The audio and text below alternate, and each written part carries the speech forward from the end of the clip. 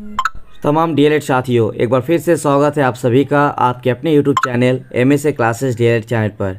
तो इस वीडियो में आप लोगों को क्लास देंगे class 4 topic number 4 foundation paper 1 का पार्ट 2 वीडियो। इससे पहले आप लोगों को पार्ट 1 में क्लास 4 में प्रकृतिवाद और आदर्शवाद का कंप्लीट टॉपिक्स और उसका आंसर बता दिया है। और इस वीडियो में आप लोगों को यथार्थवाद और प्रयोजनवाद जो कि उसी का पार्ट 2 है। और ये चारों टॉपिक्स आपके लिए बहुत ज़रूरी है फाइनल एग्जाम के लिए। तो आप इनकी तैयारी जो है आपको जो नोट्स प्रोवाइड किया गया है उनकी मदद से कीजिएगा। बाकी जिनको नोट्स चाहिए होगा आप लोग स्क्रीन पर दिख रहे हैं नंबर 9110 911552 पर हमें व्हाट्सएप में मैसेज कर दीजिएगा। आप अपना नेम, सेशन और मीडियम लिखकर, और आपको 10 पेपर का टोटल कंप्लीट नोट्स दिया जाएगा। हिंदी मीडियम और इंग्लिश मीडियम का नोट्स तैयार किया गया, बेहतरीन तैयारी। और साथ ही आप लोगों को नोट्स देने के साथ साथ एग्जाम खत्म होने तक पूरा गाइडेंस और लाइव क्लास के माध्यम से तैयारी भी करवाया जाएगा एग्जाम के टाइम। तो चलिए आज का टॉपिक लेकर आया है यथार्थवाद और प्रयोजनवाद। इससे पहले आप लोगों को पार्ट 1 में प्रकृतिवाद और आदर्शवाद करवा दिया गया है, तो उसी का पार्ट 2 लेकर आया है यथार्थवाद और प्रयोजनवाद। तो चलिए क्लास को कंप्लीट करते हैं। तो जैसा कि स्क्रीन पर आप लोग देख रहे होंगे, आज 2 टॉपिक पर बात करेंगे, पार्ट 2 लेकर आए हैं। और इससे पहले पार्ट 1 का वीडियो अगर आप लोगों ने नहीं देखे हैं तो डिस्क्रिप्शन में लिंक है या फिर ऊपर आई बटन पर भी आपको वीडियो मिल जाएंगे, जिसमें प्रकृतिवाद और आदर्शवाद का डिटेल्स में एक्सप्लेन किया गया है और एग्जाम में किस तरह सवाल पूछा जाएगा और किस तरह से आपको आंसर लिखना है, सारा चीज़ बताया गया है।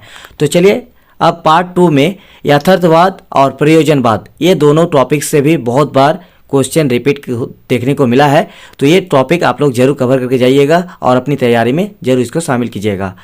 तो चलिए इसको आप लोगों को समझा देते हैं और इसमें टोटल आप लोगों को क्लास देंगे, वीडियो को कंप्लीट देखिएगा। तो आज का जो क्लास है वो आपका पार्ट 2 है, जो कि आप लोगों को चारों वाद यानी प्रकृतिवाद, आदर्शवाद, प्रयोजनवाद और यथार्थवाद का दे रहे हैं। और इस वीडियो में हम आप लोगों को पार्ट 2 में यथार्थवाद और प्रयोजनवाद के बारे में बताएंगे। तो यथार्थवाद यानी रियलिज्म। यथार्थवाद का अंग्रेजी रूपांतरण है रियलिज्म। रियल शब्द की उत्पत्ति लैटिन भाषा के रियलिस से हुई है, जिसका अर्थ है वस्तु। इस प्रकार रियलिज्म का शाब्दिक अर्थ हुआ वस्तुवाद या वस्तु संबंधी विचारधारा। वस्तुतः यथार्थवाद वस्तु संबंधी विचारों के प्रति एक दृष्टिकोण है, जिसके अनुसार संसार की सभी वस्तुएं यथार्थ है। इस वाद के अनुसार केवल इंद्रिय ज्ञान ही सत्य है। यानी यथार्थवाद जो है, ये रियलिज्म जो है, ये इनमें एक चीज़ जुड़ा हुआ है, वह है रियल, यानी जिसका अर्थ है लैटिन भाषा के रियलिस से जुड़ा हुआ है, जिसका अर्थ है वस्तु। और इस वाद में यानी इस विचारधारा में जो इंद्रिय का ज्ञान है वही आपका सत्य है। रियलिज्म का मानना है कि ब्रह्म जगत मिथ्या नहीं वरन सत्य है। आदर्शवाद इस सृष्टि का अस्तित्व विचारों के आधार पर मानता है, किंतु इसके अनुसार जगत विचारों पर आश्रित नहीं है। यानी ये जो ब्रह्म जगत है वो एक्चुअल है, ठीक है, और इसमें जो है कि जगत विचारों पर आश्रित नहीं है। इसके अनुसार हमारा अनुभव स्वतंत्र इतना होकर बाह्य पदार्थों के प्रति प्रक्रिया का निर्धारण करता है। अनुभव बाह्य जगत से प्रभावित है और बाह्य जगत की वास्तविक सत्ता है। इसके अनुसार मनुष्य को वातावरण का ज्ञान होना चाहिए तथा यह होना चाहिए कि वह वातावरण को परिवर्तित कर सकता है या नहीं, और इसी ज्ञान के अनुसार उसे कार्य करना चाहिए। तो ये है उसका यथार्थवाद का अर्थ। और इसको डिटेल्स में देख लेते हैं, यथार्थवाद की परिभाषा और उसका विशेषता। तो परिभाषा अब में आपको लिखना है स्वामी रामतीर्थ के अनुसार। स्वामी रामतीर्थ ने क्या कहा है, यथार्थवाद का अर्थ वह विश्वास का सिद्धांत है जो जगत को वैसा ही स्वीकार करता है जैसा कि हमें दिखाई देता है। यानी यथार्थवाद क्या है, आप लोगों को इसको अगर शॉर्ट में समझा जाए तो यथार्थवाद मतलब हो गया कि जो रियल है, ठीक है, यानी जो रियल है वही आपका यथार्थवाद है, जो जगत को सच मानता हो, जो सत्य मानता हो। तो यहाँ पे स्वामी रामतीर्थ के अनुसार यह है कि यथार्थवाद का अर्थ जो है वह विश्वास का सिद्धांत है जो जगत को वैसा ही स्वीकार करता है जैसा हमें सिखाई देता है। दूसरा डेफिनेशन है जे.एस. रॉस के अनुसार। जे.एस. रॉस ने क्या कहा है, यथार्थवाद यह स्वीकार करता है कि जो कुछ हम प्रत्यक्ष में अनुभव करते हैं उसके पीछे तथा मिलता जुलता वस्तुओं का एक यथार्थ जगत है। यानी जो हमें डायरेक्टली हम लोग फील करते हैं, जो आगे पीछे मिलता जुलता वस्तुओं का के वास्तविक प्रदान करता है रूप, वही हमारा क्या है, यथार्थवाद है। यानी जो हमारा आगे है, सामने है, डायरेक्ट है, वही हमारा रियल है और वही हमारा यथार्थवाद यानी रियलिज्म है।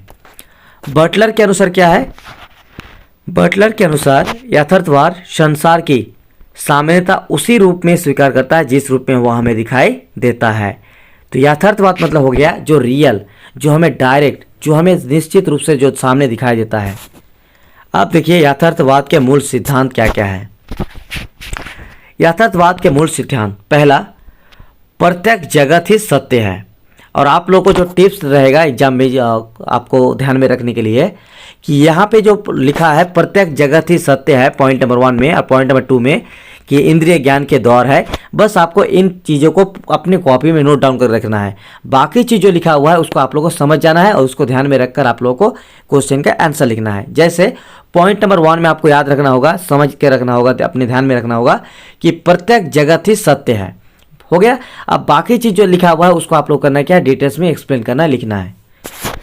यथार्थवादियों के मत अनुसार केवल प्रत्येक जगत जिसे हम देखते, सुनते या अनुभव करते हैं ही सत्य है, अर्थात वह भौतिक संसार ही सत्य है। दूसरा पॉइंट, इंद्रिय ज्ञान के दौर है।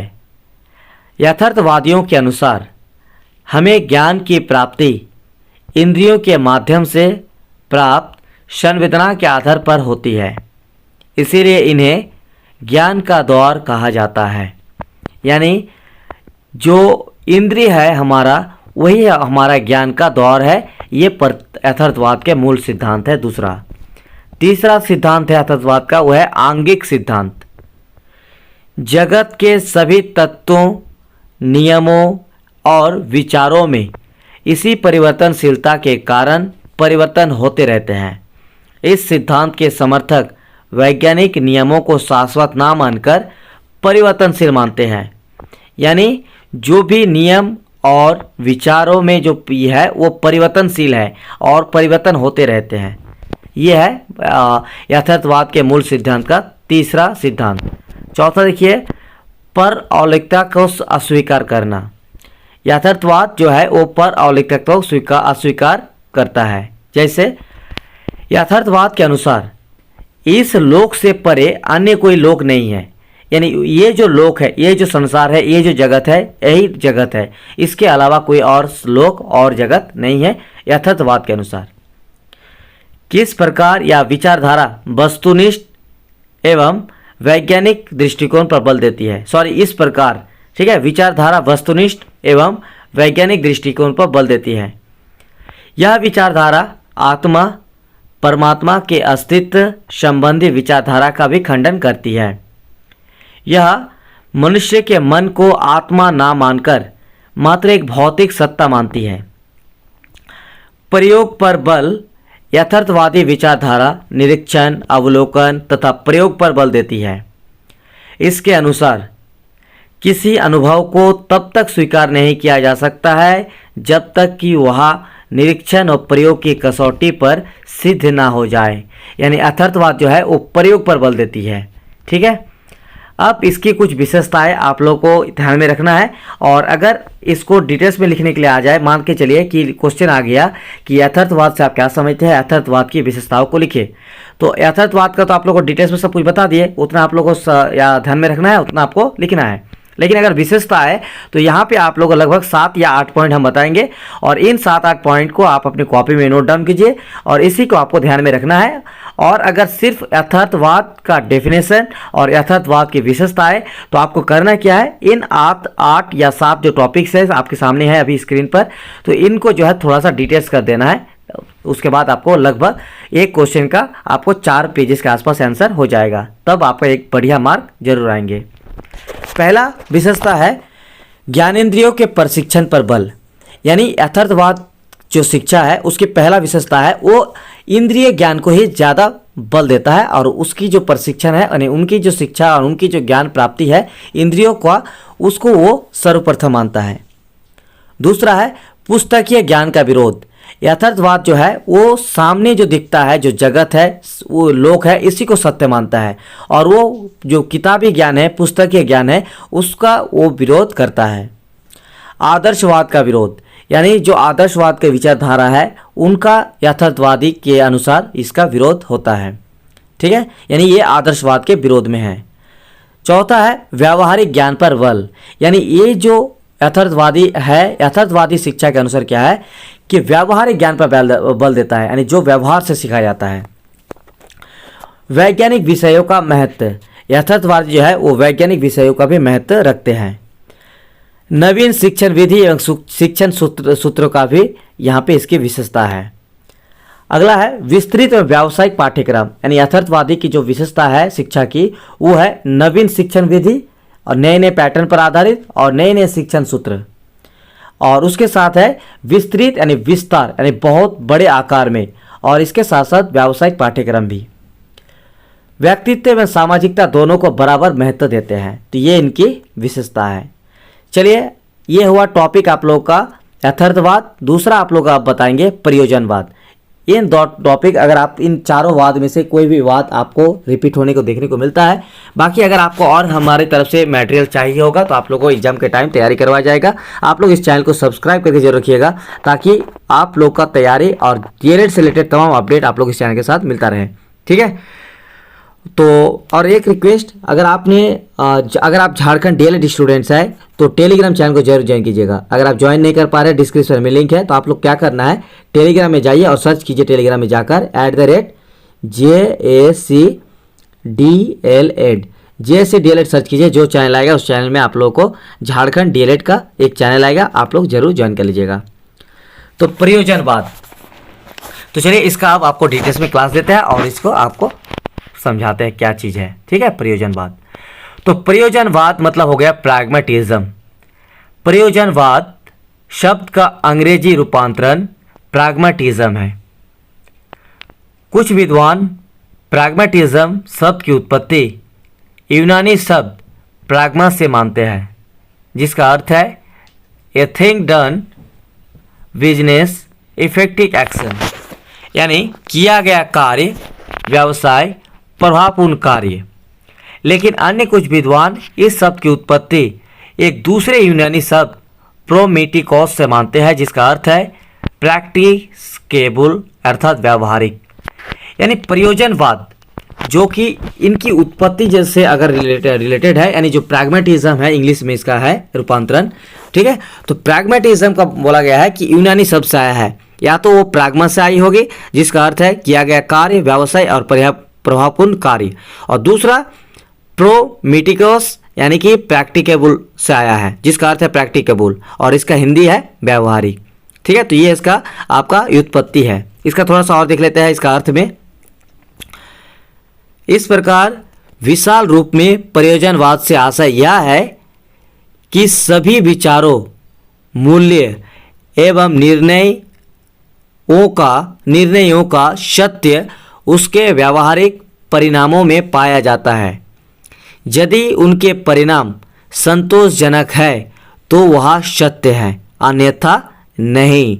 यानी प्रयोजनवाद का मतलब है कि सभी विचार, मूल्य और निर्णयों का जो सत्य है उसके व्यावहारिक परिणाम से आता है। अगर व्यावहारिक परिणाम संतोषजनक है तो वो आपका सत्य है, अन्यथा वो सत्य नहीं है। प्रयोजनवादी वस्तुतः वास्तव में मानव जीवन के वास्तविक पक्ष पर अपना ध्यान केंद्रित रखते हैं। ब्रह्मांड को बेबस अनेक वस्तुओं और अनेक क्रियाओं का परिणाम मानते हैं, लेकिन यह वस्तुओं और क्रियाओं की व्याख्या नहीं करते हुए इस इंद्रिय ग्राहक संसार के अस्तित्व को ही स्वीकार करते हैं, अन्य किसी के अस्तित्व का नहीं। इसकी कुछ डेफिनेशन देख लेते हैं।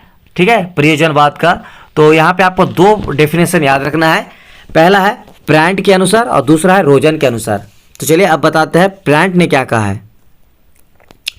ब्रांड के अनुसार है प्रयोजनवाद हमें अर्थ का सिद्धांत, सत्य का सिद्धांत, ज्ञान का सिद्धांत और वास्तविकता का सिद्धांत देता है।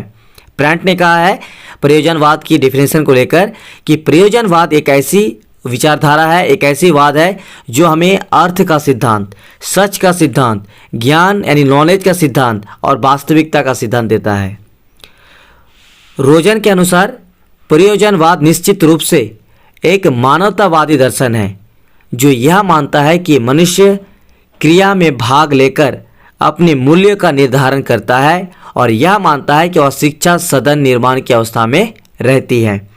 यानी प्रयोजनवाद रोजन के अनुसार क्या है कि प्रयोजनवाद जो है एक मानवतावादी दर्शन है जो ये मानता है कि मनुष्य जो है क्रिया में भाग लेकर ही अपने मूल्य का निर्धारण करता है और ये भी मानता है कि वह शिक्षा सदन निर्माण की अवस्था में हमेशा रहती है। प्रयोजनवाद के गुण, अब चलिए आपको दिखाते हैं प्रयोजनवाद के कुछ इंपॉर्टेंट गुण। तो प्रयोजनवाद के गुण या विशेषता अगर आपको लिखने आए तो ये टॉपिक आप लोगों को जरूर ध्यान में रखना है। पहला, प्रयोजनवाद ने शिक्षा के क्षेत्र क्रियाशीलता को विशेष प्रोत्साहन दिया है। शिक्षा में विचारों की अपेक्षा क्रिया को अधिक महत्व दिया जाता है। प्रयोजनवाद में प्रचलित शिक्षा को वर्तमान परिस्थितियों एवं आवश्यकताओं के अनुरूप नया रूप प्रदान करने का महत्वपूर्ण कार्य किया है। इस बात ने शिक्षा के क्षेत्र में प्रचलित पुरानी घिसी पिटी परंपराओं का खंडन किया है। प्रयोजनवाद ने विद्यालय को एक नया रूप प्रदान करने का प्रयास किया है। इस प्रकार विद्यालय समाज का सच्चा प्रतिनिधित्व करता है। यानी प्रयोजनवाद जो है एक स्कूल को एक नया स्वरूप प्रदान किया है। अगला है टॉपिक पॉइंट, प्रयोजनवाद ने शिक्षा के क्षेत्र में अनुशासन की एक नई धारणा प्रस्तुत की है जो उल्लेखनीय विशेषताएं हैं। अब प्रयोजनवाद के दोष भी आप लोग बताते हैं क्योंकि इसका कभी कभी दोष भी पूछ लेते हैं। तो प्रयोजनवाद के अनुसार शिक्षा का कोई निर्धारित एवं निश्चित उद्देश्य नहीं है, यह भी आलोचना का विषय है। यानी प्रयोजनवादी के जो अनुसार शिक्षा है उसका कोई निर्धारित और निश्चित उद्देश्य नहीं है।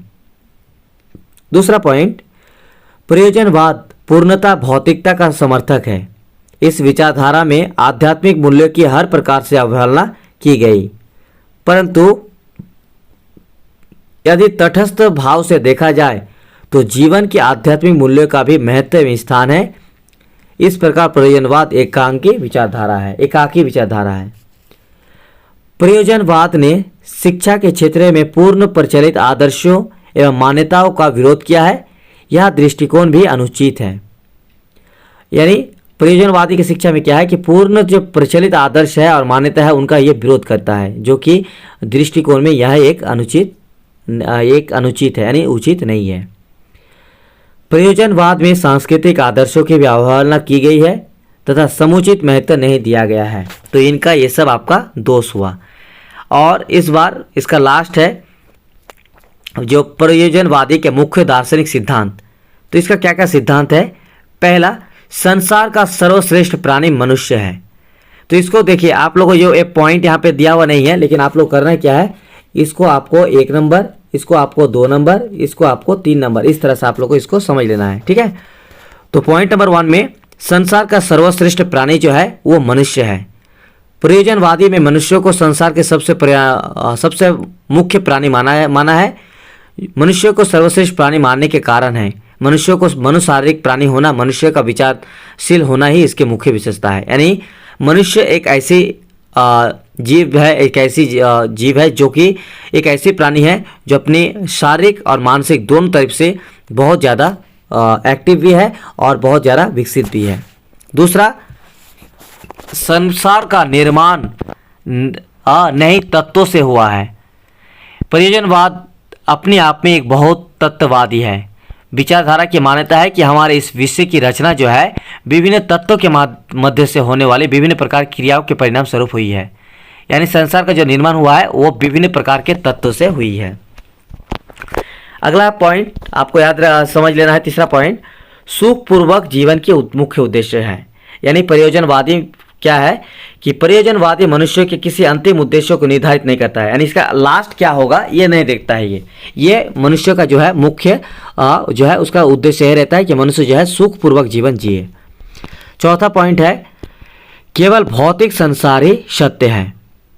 केवल भौतिक संसार ही सत्य है, इसके अतिरिक्त किसी आध्यात्मिक संसार का कोई अस्तित्व नहीं है। केवल वही सत्य है जिसका कोई व्यावहारिक महत्व तथा उपयोगिता है। प्रयोजनवादी क्या मानते हैं कि जो भौतिक संसार है यही आपका सत्य है। लास्ट है, यह एक सामाजिक संस्था है। प्रयोजनवाद ने राज्यों को एक सामाजिक संस्था के रूप में स्वीकार किया है। राज्य को व्यक्ति एवं समाज दोनों के हित में कार्य करना चाहिए। राज्य का निर्माण मनुष्य द्वारा प्रयास हुआ है। तो प्रयोजनवादी के अनुसार क्या है कि राज्य जो है एक तरह का सामाजिक संस्था है। तो ये रहा पार्ट 2। बाकी फिर नेक्स्ट वीडियो आएगा, आप लोग तब तक के लिए वेट कीजिए। बाकी अगर आपको नोट्स चाहिए होगा तो डिस्क्रिप्शन में जो नंबर दिख रहा होगा उस नंबर पर हमें व्हाट्सएप पे मैसेज कर दीजिएगा 9110 911552।